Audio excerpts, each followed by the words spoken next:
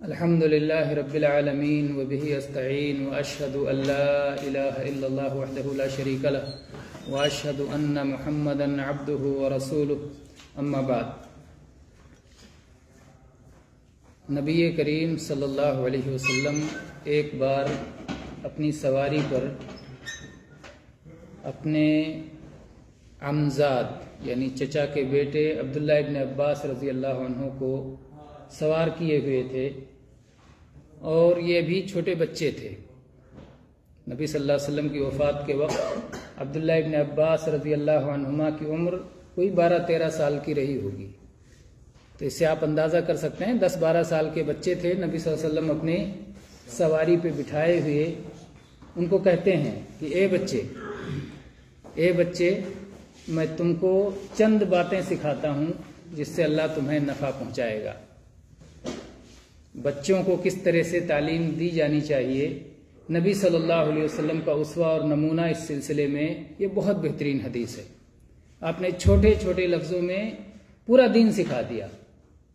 اللہ کے نبی صلی اللہ علیہ وسلم فرمایا احفظ اللہ یحفظک، اللہ کی حفاظت کرو اللہ تمہاری حفاظت کرے گا.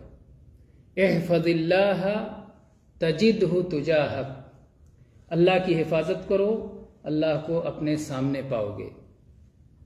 تعرف الی اللہ فی الرخاء یعرفک فی الشدہ، جب آرام میں رہو تو اللہ تعالیٰ سے معرفت بنائے رکھو، جان پہچان بنائے رکھو، مصیبت میں وہ تمہیں پہچانے گا. اذا سألت فاسأل اللہ، جب سوال کرنا ہو مانگنا ہو اللہ ہی سے مانگو. وَإِذَا اسْتَعَنْتَ فَاسْتَعِنْ بِاللَّهِ، اور جب مدد طلب کرنا ہو تو اللہ ہی سے مدد طلب کرو. اس کے بعد آپ نے فرمایا وَعْلَمْ أَنَّ الْأُمَّةَ لَوْ اجْتَمَعَتْ عَلَىٰ أَن يَنْفَعُوكَ بِشَيْءٍ لَن يَنْفَعُوكَ إِلَّا بِمَا قَدْ كَتَبَهُ اللَّهُ لَكَ، اور اس بات کو پورے یقین کے ساتھ جان لو کہ اگر پوری دنیا تمہیں کوئی نفع پہنچانا چاہے تو کوئی نفع نہیں پہنچا سکتی مگر اتنا ہی جتنا اللہ نے تمہارے لیے لکھ دیا ہے. وَعْلَمْ أَنَّ الْأُمَّةَ لَوْ اجْتَمَعَتْ عَلَىٰ أَن يَضُرُّوكَ بِشَيْءٍ لَن يَضُرُّوكَ إِلَّا بِمَا قَدْ كَتَبَهُ اللَّهُ عَلَيْكَ، اور اگر پوری دنیا تمہیں نقصان پہنچنے پہ اتر آئے تو تمہیں کوئی نقصان نہیں پہنچا سکتی مگر اتنا ہی جتنا اللہ نے تمہارے خلاف لکھ دیا ہے. رُفِعَتِ الْأَقْلَامُ وَجَفَّتِ الصُّحُفُ، قلم اٹھا لیا گیا ہے صحیفے خشک ہو چکے ہیں. یہ اتنی باتیں اگر ایک بچہ سیکھ لے پورا دین سیکھ لیا اس نے، اس پہ غور کیا جائے پورا دین اس میں آ جائے گا. یہ سنن ترمذی کی حدیث ہے، مسند احمد کی حدیث ہے اور حدیث کی بہت ساری کتابوں میں. امام ترمذی اس کے بعد کہتے ہیں ھذا حدیث حسن صحیح، علامہ البانی رحمہ اللہ نے بھی اسے صحیح قرار دیا. بڑی عظیم الشان حدیث ہے، اس پہ غور کریں. پہلا جملہ اللہ کے نبی صلی اللہ علیہ وسلم فرمایا احفظ اللہ یحفظک، اللہ کی حفاظت کرو اللہ تمہاری حفاظت کرے گا. بات تو کہنے میں چھوٹی سی ہے لیکن غور کریں اس میں کتنی چیزیں شامل ہیں، کتنا معنی شامل ہے. اسی ایک کے بیان کے لیے ایک درس کافی ہے. اللہ کی حفاظت کرو. آپ اللہ کی کیسے حفاظت کریں گے؟ اللہ کی حفاظت کا مطلب اللہ کے دین کی حفاظت کرو.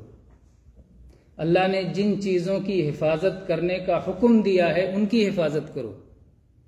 اللہ نے آپ کو کیا کیا دیا ہے جس کی حفاظت کا اللہ نے آپ کو حکم دیا ہے؟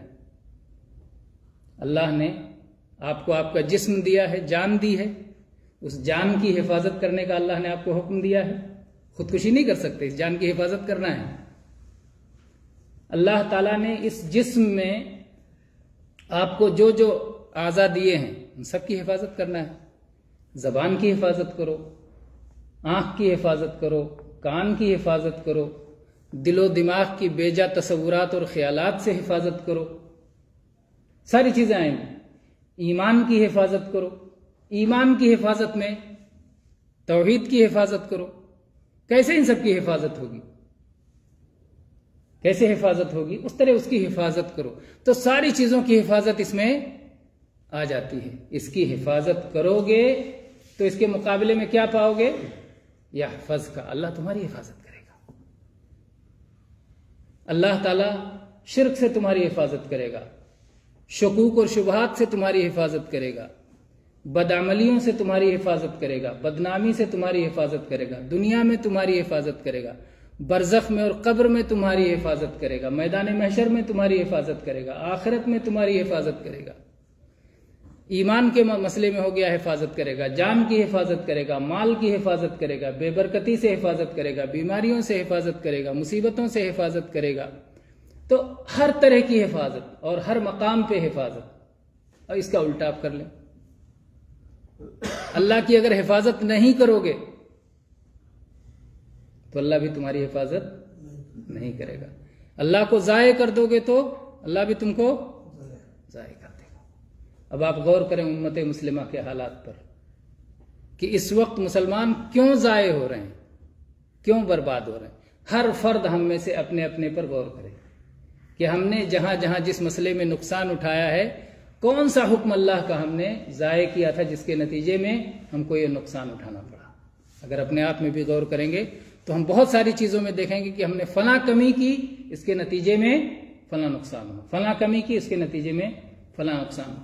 سب سے بڑی چیز جس کی حفاظت کی ذمہ داری تھی، امت اسی کو بھول بیٹھی. سب سے بڑی چیز کس کی حفاظت کرنی چاہیے؟ جو اللہ نے سب سے بڑی نعمت ہم کو دی ہے، توحید، ایمان.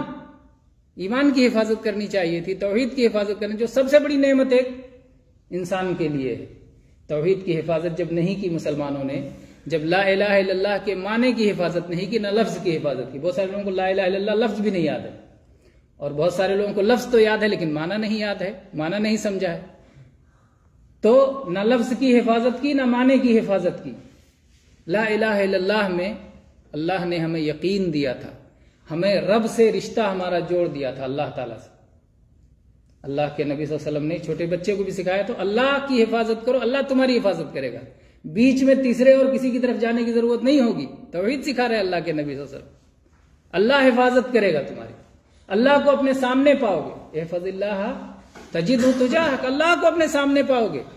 بیچ میں واسطہ وسیلہ، ہم واسطہ وسیلہ سکھانے میں ساری زندگی ضائع کر دی. اللہ کے نبی بچے کو سکھا رہے ہیں، حالانکہ بچے کو واسطے کی سب سے زیادہ ضرورت ہوتی ہے. باپ واسطہ، ماں واسطہ، اللہ نے اس کے لیے واسطے بنائے ہیں. لیکن اللہ کے نبی صلی اللہ علیہ وسلم بچے کو سکھا رہے ہیں کہ واسطہ وسیلہ نہیں، ڈائریکٹ اللہ سے رابطہ. اللہ کی حفاظت کرو، اللہ تمہاری حفاظت کرے گا. اللہ تعالیٰ کو تم اپنے سامنے پاؤ گے جب تم پریشان ہوگے، جب تم پر کوئی خوف طاری ہوگا، جب تمہارے لیے ڈر کی کوئی بات آئے گی، جب کوئی مصیبت تم پر نازل ہوگی، جب کسی مشکل میں پڑو گے، جب کوئی آفت تمہیں ستائے گی، اللہ کو سامنے پاؤ گے. اس لیے کہ تم نے اللہ کی حفاظت کی ہے، تم نے اللہ کو یاد رکھا ہے، تم نے اللہ کے حکموں پہ عمل کیا ہے. اللہ کو اپنے سامنے پاؤ گے. یہ عقیدہ اگر ایک بچے میں ہو جائے بچپن سے کہ میں اللہ کی حفاظت کرنے والا، اللہ میری حفاظت کرنے والا، اسے کہیں ڈر لگے گا؟ اسے کہیں کوئی غم ہوگا؟ کوئی مصیبت آئے گی؟ اللہ کے نبی صلی اللہ علیہ وسلم نے پھر آگے کیا کہا اس کے بعد؟ تعرف الی اللہ فی الرخاء یعرفک فی الشدہ. بعض روایت میں الفاظ نہیں ہیں، ڈائریکٹ ہے اس کے بعد اذا سألت فاسأل اللہ. مانگنا ہو اللہ سے مانگو. آج اتنی چھوٹی سی بات جو ایک بچے کے دماغ میں آ جاتی ہے، اللہ کے نبی صلی اللہ علیہ وسلم نے بچے کو کیوں مخاطب کیا؟ اس کا مطلب بچہ سمجھ سکتا ہے اس بات کو. آج کتنے لوگ جوان ہو کے، بوڑھے ہو کے نہیں سمجھ پاتے ہیں. مانگنا ہو تو اللہ ہی سے مانگو. دنیا بھر کے اس میں جلیبی بناتے ہیں گول گول گھما کے کہ اللہ ہی سے کیسے ڈائریکٹ مانگو گے. اللہ کے نبی سکھا رہے ہیں، بچے کو سکھا رہے ہیں اذا سألت فاسأل اللہ. جب مانگنا ہو ڈائریکٹ اللہ سے مانگو. وَإِذَا اسْتَعَنْتَ فَاسْتَعِنْ بِاللَّهِ. اور جب مدد چاہنا ہو تو اللہ ہی سے مدد چاہو. اللہ سے مدد چاہنا کتنی اہم چیز ہے جسے ہمیں سکھایا گیا کہ ہر صلاح میں ہم اس بات کو یاد کریں. ایاک نعبد و ایاک نستعین. اللہ ہم تجھ سے ہی مدد مانگتے ہیں.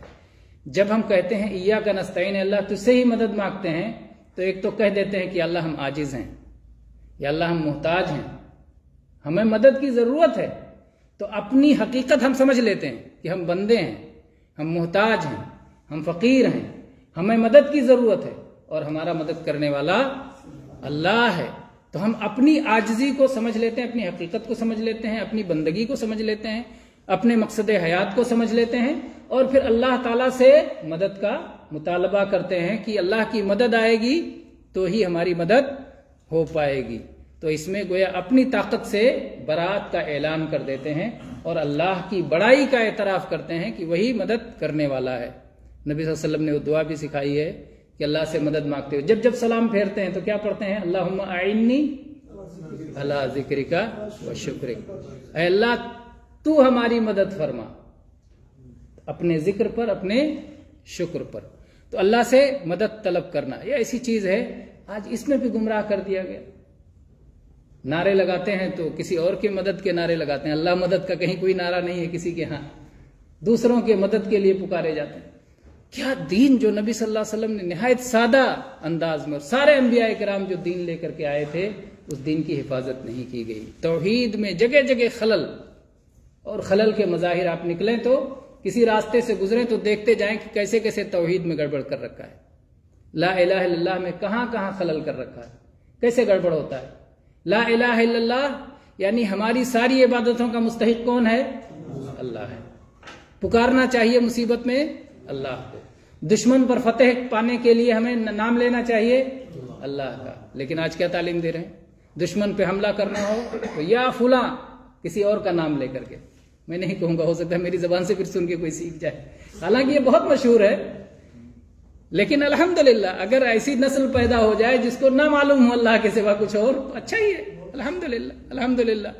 لیکن کہاں تک اس سے گریز کر سکتے ہیں جو کہ اتنا پھیلا ہوا ہے۔ بعض لوگ اٹھتے بیٹھتے صرف یا اللہ پہ اکتفا نہیں کرتے، ایک طرف یا اللہ دوسری طرف کچھ اور بھی لگا دیتے ہیں ساتھ، یا اللہ یا رسول اللہ، یا اللہ یا علی، یا اللہ یا حسن یا حسین یا غوث، دنیا بھر کے یا پیدا کر رکھے ہیں، جبکہ نبی صلی اللہ علیہ وسلم نے اپنی پوری زندگی میں فرشتوں کے سردار کو بھی یا کہہ کے نہیں پکارا۔ جبریل علیہ السلام کو کہیں آیا حدیث میں یا جبریل؟ فرشتوں کے سردار ہیں، روح الامین ہیں، اللہ کے سب سے مقرر فرشتے ہیں، لیکن ایک بھی جگہ نہیں آیا کہ یا جبریل کہہ کے پکارا گیا ہو۔ اور نبیوں کے سردار محمد رسول اللہ صلی اللہ علیہ وسلم کو کبھی کسی صحابی نے آپ کی وفات کے بعد یا آپ کی غیر حاضری میں مصیبت میں آپ کو پکارا ہو، ایسا کہیں نہیں ہے۔ آپ کے سامنے جاتے تھے، اے اللہ کے رسول، یا رسول اللہ، یعنی اے اللہ کے رسول، سامنے مخاطب کرتے تھے۔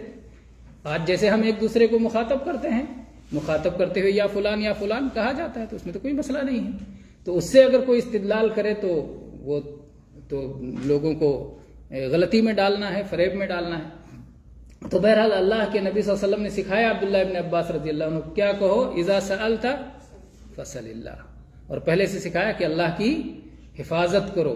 اللہ کی حفاظت میں ایمان کی حفاظت، توحید کی حفاظت، سنت کی حفاظت، اور ایمان لاتے ہی جو پہلی چیز ہے صلاح، فرض، پہلا صلاۃ 5 وقتہ فرض ہے، صلاح کی حفاظت، اور اس کے بعد قسم کی حفاظت، اس کے بعد عہد اور وعدے کی حفاظت، بہت ساری چیزوں کی، شرمگاہوں کی حفاظت۔ ان حفاظتوں میں پھر اس کی تفصیل، اگر السلام ورحمۃ اللہ، ان حفاظتوں میں ایک ایک کی تفصیل آپ دیکھتے جائیں کہ کس طرح سے حفاظت میں ہم سے کوتاہی ہو رہی ہے۔ توحید کی حفاظت پہ بات شروع ہو گئی تھی کہ توحید میں کہاں کہاں کیسے کیسے خلل ہے، اور اس بنیاد پہ توحید کی حفاظت نہیں کر پاتے۔ جیسے مصیبت آئی تو مصیبت میں توحید کی حفاظت سب سے زیادہ کرنی ہوتی ہے۔ اس کو علماء نے سورہ اخلاص سے نکالا ہے۔ اللہ تعالیٰ نے فرمایا قل هو اللہ احد اللہ الصمد، کہیے وہ اللہ ایک ہے، اور وہ اللہ بے نیاز ہے۔ اللہ، پھر اللہ کا لفظ کیوں دہرایا؟ کیونکہ الصمد کا معنی ہوتا ہے جس کے سب محتاج ہیں اور جو کسی کا محتاج نہیں ہے۔ یعنی جب ہمیں حاجت ہو تو اس ذات کو پکارنا چاہیے جو کسی کا محتاج نہ ہو، جب حاجت ہو۔ اس لیے دوبارہ اللہ کا لفظ استعمال کیا کہ حاجت کے وقت خاص طور پہ اللہ کو یاد رکھنا، لیکن ہمارے یہاں حاجت روا غیر کو ہی بنا دیا کہ حاجت روا کوئی اور ہے، ضرورت پوری۔ جب حاجت ہو، جب مصیبت ہو، وہ آزمائش ہے کہ اس وقت آپ، خوشحالی میں تو بہت سارے لوگ اللہ اللہ کرتے ہیں، جب مصیبت میں کون ہے جو اللہ کو چھوڑ کے کہیں اور نہیں جاتا؟ اولاد نہیں مل رہی ہے، بچے نہیں ہو رہے ہیں، 10 سال 20 سال صبر کر لیا، اب صبر نہیں، اب تو فلاں جگہ جائیں گے، فلاں جگہ جائیں گے. کہتے ڈوبتے کو تنکے کا سہارا. بیماری بڑھتی جا رہی، کہیں کوئی علاج نہیں ہو پا رہا ہے تو اب چھوڑ کے جانے لگے. اسی وقت تو آزمائش ہے، مصیبت ہی میں، تکلیف ہی میں، حاجت ہی میں، کہ آپ اللہ کی اور اللہ کی توحید کی حفاظت کرتے ہیں یا نہیں کرتے. بہت سارے لوگ تو بس تھوڑا سے بھی چھینک آئی ہو تو فوراً گئے تعویذ پہننے کے لیے چلے گئے. تعویذ پہننا کیا ہے؟ دھاگا بندھوانا کیا ہے؟ یہ سب شرکیہ امور میں سے ہیں. کچھ لوگ کہتے ہیں، کچھ لوگ تو جو ہے کوئی فرق ہی نہیں کرتے، کسی طرح کی تعویذ ہو، بس تعویذ ہونا چاہیے، تعویذ ہے تو مزے میں ہے. اور تعویذ نکال لیے تو کچھ لوگ اس میں تفصیل کرنے لگ جاتے ہیں کہ بھئی تعویذ اگر قرآن کی آیت لکھی ہے تو ٹھیک ہے، اگر اللہ کا نام لکھا ہے تو ٹھیک ہے، اگر صحیح حدیث کی دعا لکھی ہے تو ٹھیک ہے. لیکن صحیح بات یہ ہے کہ کوئی بھی تعویذ ہو، چاہے قرآنی آیت ہی اس میں کیوں نہ لکھی ہو، وہ بھی تعویذ شرکیہ ہی ہے. شرک اکبر نہیں تو شرک اصغر ہے. شرک اکبر اگر کسی نے سمجھا کہ یہی تعویذ ہی مجھے بچائے ہوئے ہے، مصیبت سے بچائے ہوئے یا مصیبت آنے سے روکے ہوئے ہے، تو یہ شرک اکبر ہے. اور اگر یہ سمجھتا ہے کہ اللہ نے اس کو سبب بنایا ہے، یہ سبب ہے اور اس کی وجہ سے میری حفاظت ہو رہی ہے، جیسے دوا کھانے سے مجھے شفا مل جاتی ہے ایسے تعویذ پہننے سے شفا مل جاتی ہے، اگر کوئی ایسا سمجھتا ہے تو یہ شرک اصغر ہے. اس لیے کہ اس نے اللہ کی طرف وہ چیز منسوب کی جو اللہ کی بات نہیں ہے، شریعت کی طرف وہ چیز اس نے منسوب کر دی جو شریعت کی بات نہیں ہے. اس نے ایسی چیز کو سبب بنا لیا جسے اللہ نے سبب نہیں بنایا تھا. اللہ نے شفا کا سبب اللہ نے تعویذ کو نہیں بنایا ہے، تو اس نے بنا لیا سبب. تو گویا اس نے شریعت جو اللہ کے دینے کا حق تھا وہ اپنے کو اس جگہ پر کھڑا کر دیا، یا کسی اور کو شریعت ساز بنا دیا کہ دوسرا بھی شریعت کی کوئی بات اپنی طرف سے کر سکتا ہے. تو شرک اصغر یا شرک اکبر کسی نہ کسی شرک میں مبتلا ہو جاتا ہے. تو اس معاملے میں بھی توحید کی حفاظت نہیں کی گئی.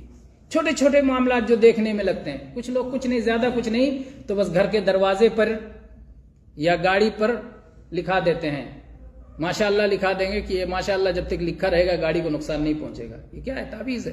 اگر اس نیت سے گاڑی پر لکھایا ہے ماشاءاللہ کہ اگر گاڑی پر لکھا رہے گا تو گاڑی محفوظ رہے گی، تو تعویذ ہے. اگر گاڑی میں قرآن شریف اس لیے رکھے ہوئے ہے کہ جب تک قرآن شریف میری گاڑی میں ہے میں سیف ہوں، میری گاڑی سیف ہے، تو تعویذ ہے. عقیدہ خراب ہے اس کا. ہر وہ چیز جس سے آدمی کوئی ایسا اثر حاصل کرنا چاہے جو اثر حقیقی طور پر نہ ہو بلکہ وہمی اور خیالی طور پر ہو اور شریعت میں اس کی اجازت نہ ہو، وہی تعویذ ہے. وہی تعویذ ہے. یعنی اگر کوئی شخص وہ کام جب کوئی آدمی جو ہے گلے میں کوئی دھاگا لٹکاتا ہے یا ہاتھ میں لٹکاتا ہے یا کچھ لکھ کے لٹکاتا ہے اور سوچتا ہے کہ اس کے ذریعے سے میں مصیبت سے بچا رہوں گا، جبکہ اسے مصیبت سے بچنے کا ذریعہ نہیں بتایا گیا، یا جو اسے بیماری ہے وہ بیماری دھیرے دھیرے اس کے ذریعے سے ختم ہو جائے گی، جبکہ اس بیماری کے ختم کرنے کا وہ ذریعہ شریعت نے نہیں بتایا گیا اور نہ ہی حقیقت میں ایسا ہے. تجربے سے ایسی کوئی چیز نہیں ثابت ہے جو حقیقی چیز. جیسے دوا کھانے سے بخار اتر جاتا ہے، یہ تجربے کا علم ہے اور یہ حقیقت ہے. تو اگر کوئی دوا اس لیے کھا رہا ہے تاکہ بخار اتر جائے تو اس نے ایسی چیز کو سبب بنایا جو واقعاتی دنیا میں حقیقت کے طور پر ثابت ہے. یہ کوئی خیال اور وہم نہیں ہے، اس لیے یہ شرک میں داخل نہیں ہے. لیکن ایک ایسی چیز جس کا حقیقت سے کوئی تعلق نہیں ہے، صرف وہم ہے، خیال ہے اور شریعت سے بھی اس کا ثبوت نہیں ہے، تو یہی چیز ہے جو کہ شرکیہ چیز ہے. تو ہم نے اپنے ایمان کی حفاظت نہیں کی، ہم نے اللہ کے احکام کی حفاظت نہیں کی، ہم نے جن چیزوں کی حفاظت کا اللہ نے حکم دیا تھا اس کی حفاظت نہیں کی. اس لیے اللہ تعالیٰ کی طرف سے بھی حفاظت کا جو وعدہ تھا وہ باقی نہیں رہا، وہ ہمارے حق میں نہیں رہا. ساری چیزیں جو اللہ تعالیٰ کی طرف سے، بہت سارے وعدے ہیں، مشروط ہیں. ان تنصروا اللہ ینصرکم، اللہ کی مدد کرو گے اللہ تمہاری مدد کرے گا. وانتم الاعلون ان کنتم مؤمنین، تم ہی سر بلند رہو گے جب تم ایمان والے رہو گے، ایمان پہ قائم رہو گے. اسی طرح سے اور بھی جو اللہ کے وعدے ہیں وہ مشروط ہیں. اگر ہم ان وہ وعدے ہمیں، وہ نتیجے ہمیں جب حاصل ہونے والے ہیں جب ہم ان چیزوں کو پورا کریں گے جس کا اللہ تعالیٰ نے ہمیں حکم دیا ہے.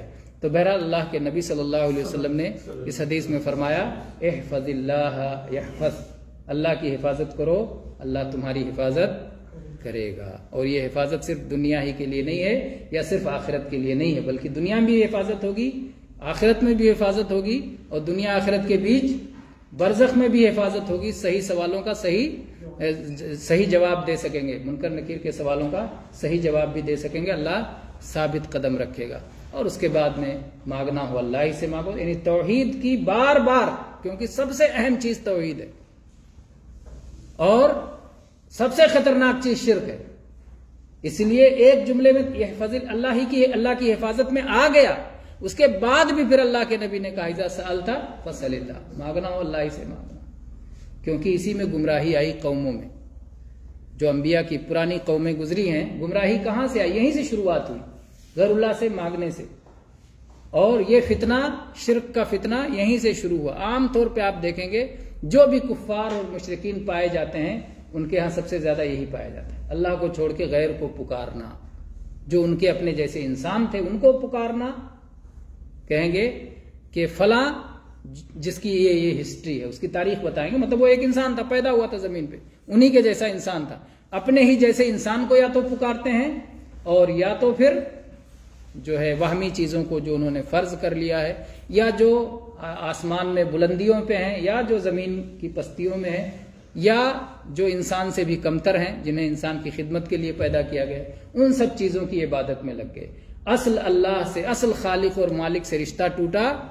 جیسا کہ کچھ کہنے والے کہتے ہیں کہ رب کو چھوڑا تو سب کے غلام ہو گئے، رب کی غلامی کو چھوڑا تو سب کے غلام ہو گئے، رب سے ڈرنا چھوڑا تو سب سے ڈرنے لگے، ان سے بھی ڈر رہے ہیں، ان سے بھی ڈر رہے ہیں، ان سے بھی ڈر رہے ہیں، ان کو بھی پکار رہے ہیں، ان کو بھی پکار رہے ہیں، اور کوئی کام بھی آنے والا نہیں ہے. تو بہرحال یہ حدیث بہت عظیم الشان حدیث ہے جسے بار بار دہراتے رہنا چاہیے، خود بھی سیکھنا چاہیے اور اپنے بچوں کو بھی یہ سکھانا چاہیے، کیونکہ یہ اگر ذہن میں پختہ ہو جائے، اللہ کی توحید اور ایمان، تقدیر پر ایمان. اللہ کے نبی نے کیا فرمایا؟ اس بات کا یقین کر لو کہ اگر پوری دنیا اکٹھا ہو کر کچھ فائدہ پہنچانا چاہے نہیں پہنچا سکتی مگر اتنا جتنا اللہ نے لکھ دیا ہے. تو جب کوئی کچھ کر ہی نہیں سکتا، جو کرے گا اللہ ہی کرے گا، تو پھر کسی سے کیا امید رکھنا اور کیا ڈرنا اور کیا کسی کے سامنے ہاتھ پھیلانا؟ اسی اللہ سے مانگنا. جو مصیبت، کوئی اگر تمہیں کسی مصیبت میں ڈالنا چاہے، کچھ مصیبت نہیں پہنچا سکتا مگر اتنا جتنا اللہ نے تمہارے خلاف لکھ دیا ہے. تو جب آدمی دوسری چیزوں میں بھاگتا ہے تو کیوں؟ یا تو تقدیر پہ اس کا ایمان صحیح نہیں اور یا تو توحید پہ اس کا ایمان صحیح نہیں. تو دو مسئلہ اللہ کے نبی صلی اللہ علیہ وسلم نے سکھا کر کے پورا دین سکھا دیا.